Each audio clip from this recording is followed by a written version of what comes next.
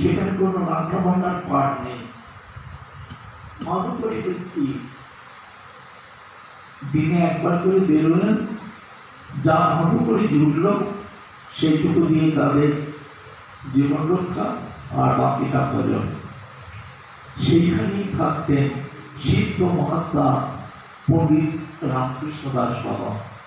সিদ্ধ মহাত্মা নবদ্বীপের যত, বৃন্দাবনের যত পণ্ডিতরা, তারা সেই রামকৃষ্ণ পণ্ডিত বাবার কাছে গিয়ে এই প্রসঙ্গ তুলেছিলেন যে বাবা, চৈতন্য চরিতামৃতে রূপ গোস্বামীর চৈতন্যাষ্টকে শ্লোক তুলে বলা হয়েছে জগন্নাথ অতি বিস্মিত। গৌরীর নৃত্য থেকে জগন্নাথ বিস্মিত হয়ে গেছে। কিন্তু বাবা, বাসুদেব ঘোষ করে জোর করি হাত, যে কৃষ্ণ সেই গৌর সেই জগন্নাথ।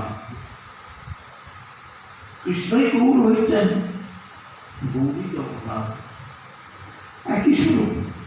তাহলে নিজের নাচ দেখে কেউ নিজে বিস্মিত হয় নাকি?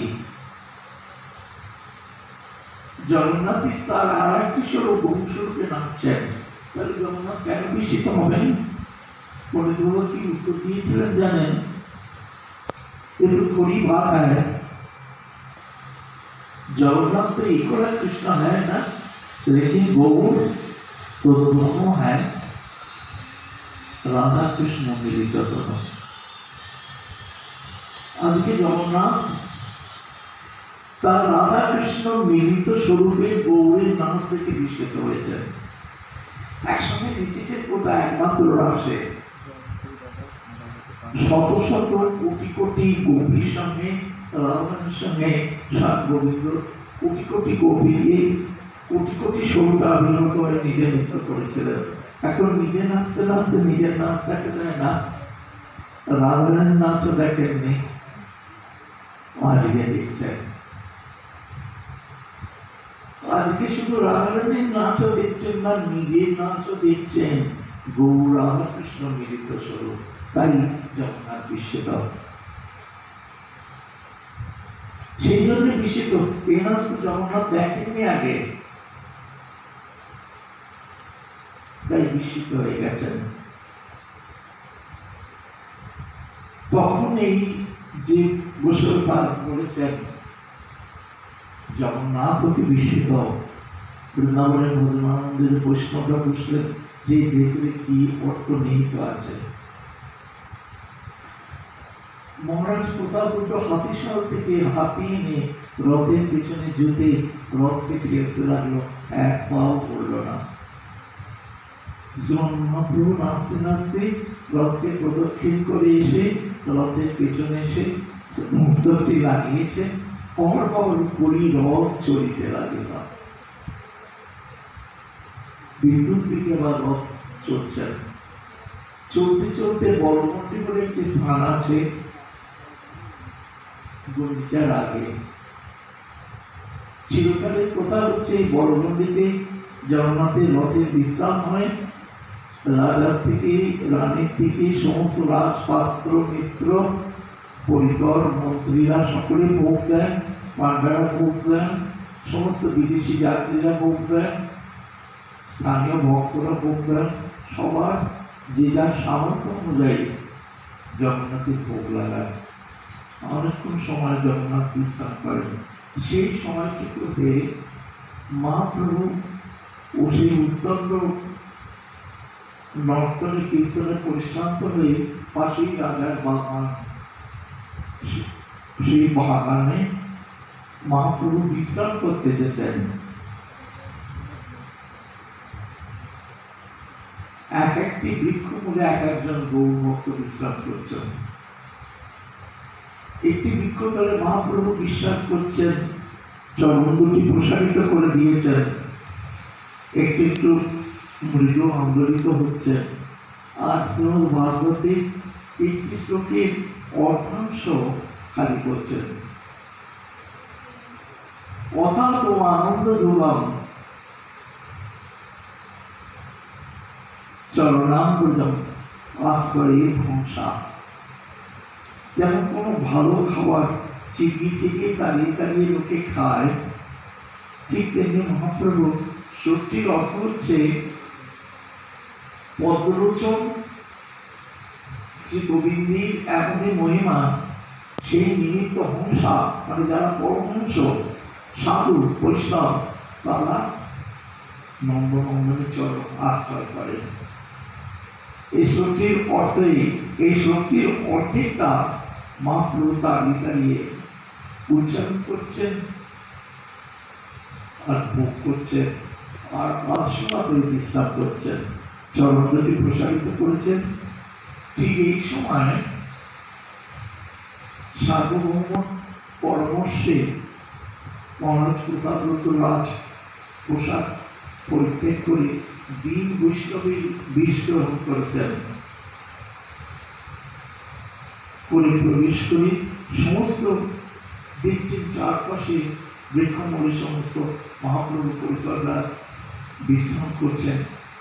তাদের চরণে দণ্ডবোধ করে চরণ ধরে নিয়ে তাদের কাছ থেকে কৃপা শক্তি নিয়ে ধীরে ধীরে যেখানে মহাপ্রভু বিশ্রাম করছে অতি সন্তর্পণে সেখানে এসে নিজেকে আশঙ্কায় পরিপূর্ণ প্রবোধ দিচ্ছেন যে বেশি কি হবে, গৌ প্রত্যাখ্যান করবে, আমি তো ঠিকই করেছি, প্রত্যাখ্যান করলে আজকেই সমুদ্রে আমি নিজেকে প্রাণ বিসর্জন দেব, এর বেশি কি আসবে।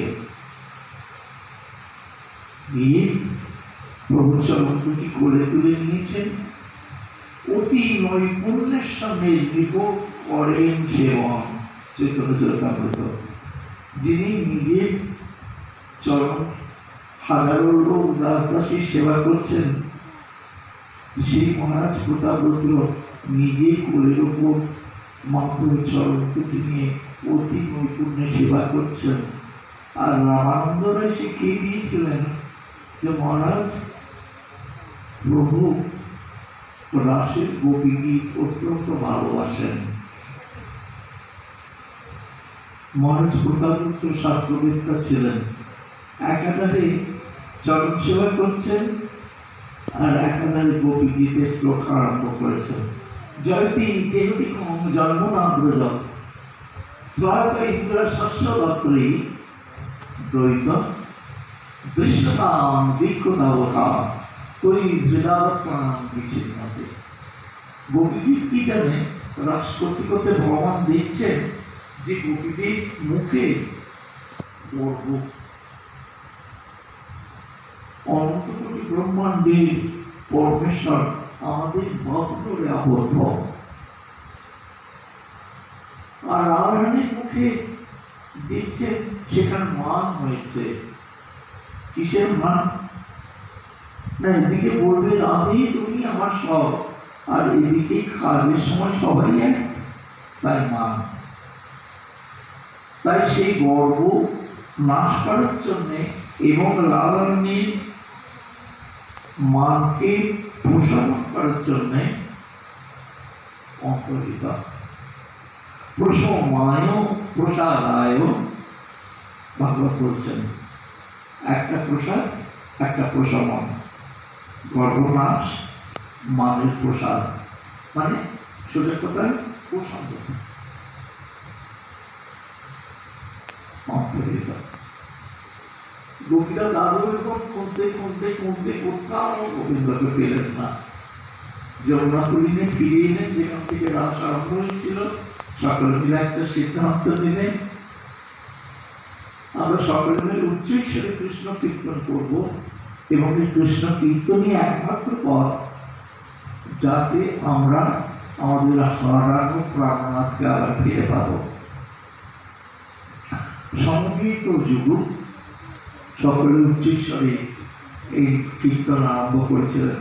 জয়তি দেবী জন্মনা ব্রজ স্বায়ত ইন্দিরা শস্য রত্নহি দ্বৈত দৃশ্যতাম দীক্ষতাবতা তৈ হৃদাস্বস্থান। হে প্রাণনাথ, হে প্রাণবল্লভ, তোমার আবির্ভাবে এই ব্রজভূমি আজকে অধিক জয়যুক্ত হয়েছে, অধিক প্রতীক কেন? শুধু জয়যুক্ত নয় কেন? না, স্বয়ং বৈকুণ্ঠেশ্বরী, স্বয়ং পরমেশ্বরী লক্ষ্মী ঠাকুরানী, যিনি স্বয়ং চতুর্ভুজ ভগবান নারায়ণের পক্ষ বিলাসিনী, তিনি তোমার এই লীলা আস্বাদনের জন্য, তোমার কৃপা লাভ করার জন্য আজকে ব্রজে এসে তিনি ব্রজের সেবিকা হয়েছেন। বৈকুণ্ঠে তিনি সেবা, ব্রজে তিনি সেবিকা। তাই দেখো ব্রজ কিরা ফল ফুল সৌন্দর্য সমৃদ্ধ হয়ে গেছে। শুধু আমরাই হতভাগী তোমার বিরামে। এই গোপী গীতা আরম্ভ করেছেন, আর মহাপ্রভু সেই অর্ধসারিত অবস্থায় চমকে চমকে উঠছেন, উঠবার চেষ্টা করছেন, উঠতে পারছেন না। প্রধানমন্ত্রী দিচ্ছেন, প্রভু আস্বাদন করছেন, তাই একের পর এক শ্লোক পাঠ করছেন। পাঠ করতে করতে গোপী গীতের নবম শেখর যখন এসছেন, সেই শ্লোকে বলা আছে কি জানেন? তবু কথা প্রথম তত্ত্ব জীবন কবি বিলীলিতম পদশাপম শ্রবণ মঙ্গলম শ্রীমদাততম ভুবি গৃহন্তি যে হরিদাসরা। রামায়ণের মুখ নিঃসৃত শ্লোক এটা। অন্তর্হিত গোবিন্দকে লক্ষ্য করে রাধারানী বলছেন, তোমার যে কথা প্রভু অমৃত স্বরূপ। কিরকম অমৃত? না, স্বর্গে যে অমৃত পায়, যে অমৃত দেবতারা খেয়ে অমর হয়, সেই অমৃত প্রচারে না না, সে সামান্য জিনিস, কাম উদাদি সন্তাপ বর্ধক। তবে কি ব্রহ্মামৃত? জ্ঞানীরা জ্ঞান চর্চা করে যে ব্রহ্মানন্দ পান, বলে না না, সে কাম সন্তাপ নিবারণ করে বটে, কিন্তু তোমার প্রেমে বিরহ তো নিবারণ করতে পারে না। তুমি কিরকম অমৃত? না, তোমার কথার যে অমৃত। কেমন? তত্ত্ব জীবন। জ্যৈষ্ঠ মাসের নিরাল রৌদ্রে তিনটি জ্বলে করে যদি শিশুদল জলপূর্ণ পরিশুদ্ধ থেকে একটা ডুব দেন, যেমন সারাটা শরীর ঠান্ডা শীতল হয়, ঠিক তেমনি আমরা মায়ার আধ্যাত্মিক আদিদৈবিক আদি ভৌতিক ক্রেতার দ্বারায় জর্জরিত হয়ে যাচ্ছে। একমাত্র এইখানে তোমার কথামৃত রূপ যে অমৃত সাগর, তাতে যদি কেউ ডুব দেয়, তাহলে এই মায়ার ক্রেতার দ্বারা যাতনা পাপ সব দূর হবে। কবি বিনিবিতম। আর তোমার কথা কেমন? এখানে কবি কি? স্বয়ং মহাদেব, স্বয়ং ব্রহ্মা, যারা নিরন্তর পঞ্চমুখে নাম করেন ত্রিপুরারি, নিরন্তর তোমার মন দিয়ে চলেছে। তাই কবি বিজীবিতম। আর কেমন? না, শ্রীমদাততম। আর কেমন যেন তোমার কথার মধ্যে প্রেমের পুর দেয়া আছে, যেমন পিঠের মধ্যে নারকেলের বা ক্ষীরের পুর দেয়া হয়, তোমার কথার মধ্যে প্রেমের পুর দেয়া আছে। যে তোমার কথা আস্বাদন করবে, পিঠে যেমন চিবরে ওদের বোঝা যায় ভেতরে ক্ষীরের পুর আছে, তেমনি তোমার কথার মধ্যে যে প্রেমের পুর আছে, যে আস্বাদন করবে সেই জানতে পারবে। এমন যে তোমার কথা, সেই মদাততম ভূমি গৃহন্তি যে হরিদাসরা, তারাই আসল হরিদা, তারাই আসল দাতা, যারা তোমার এই কথাকে চারিদিকে বিস্তার করেন। তারাই আসল। যে এই শ্লোকটি পাঠ করেছেন, মুখায় করে উঠেছেন, ভুরিদা ভুরিদা ভুরিদা বলে চিৎকে উঠেছেন। কখনো মহাপ্রভুর পুরো চেতনা নেই, সম্পূর্ণ মহাভাবে বিবাহিত। মন্দির বলছেন কি জানেন? কে কে তুমি? দিলে মরে অমূল্য রত্ন, মোর কিছু দিতে নাই, দিল আলিঙ্গন। মহারাজ প্রতাপাদিত্য কালিমা দেন। যে কালিমা দেন অমৃত প্রতাপাদিত্য সঙ্গে সঙ্গে মূর্ছিত হয়ে পড়ে গেল। কে তুমি? আচম্বিতে আসি প্রিয়াও কৃষ্ণ লীলাম্বরে। কে তুমি? আচম্বিতে এসে আমার এই কি করলে কৃষ্ণ লীলাম্বরিত পেয়ে? মহারাজ বলছেন, প্রভু আমি হই তোমার দাসের দাস, চরঞ্চিত করোনা এই মোরাস। এই কথা যেই বলেছেন চৈতন্য চরিতামৃতে এই সময় মহাপ্রভু মহারাজ প্রতাপাদিত্যকে ঐশ্বর্য দেখিয়েছিলেন। যেমন সার্বভৌম ভট্টাচার্যকে চতুর্ভুজ দেখিয়েছিলেন, কাশীতে যেমন প্রকাশানন্দকে সর্বভুজ দেখিয়েছিলেন, নবদ্বীপের সেবা সম্মানে নিতাই চাঁদকে যেমন সর্বভুজ দেখিয়েছিলেন, এইরকম কিছু ঐশ্বর্য মহারাজ প্রতাপাদিত্যকে দেখালেন। দেখে প্রসাদ যখন মূর্ছিত হয়ে পড়ে যাচ্ছে, প্রভু বলছেন, এই কথা বলিও না কো। বলে তরিত গলিতে রথের কাছে চলে গেলেন। ভোগ শেষ হয়েছে, জগন্নাথের রথের কারণাবার আরম্ভ হবে। চারদিক থেকে গাছের পিছন থেকে সব ভক্তরা বেরিয়ে আনন্দে মহারাজ প্রতাপাদিত্যকে জড়িয়ে ধরেছে। গোপীনাথ আচার্য, রামানন্দ রায়, সার্বভৌম ভট্টাচার্য তারা চিৎকার করে বলছেন কি জানেন, আজ দেখলাম ভক্তির বিজয়, ভগবানের পরাজয়। চলুন প্রভু চলে গেছেন, আমরাও সকলে যাই। এই বলে সকলে মিলে রথের কাছে আবার গেলেন। রথ আবার চলতে লাগলো, পাশেই পণ্ডিতা। রথ পৌঁছে গেলাম। এখানে আজকের আশ্রম আমরা শেষ করলাম। শ্রী গুরু প্রবন্ধ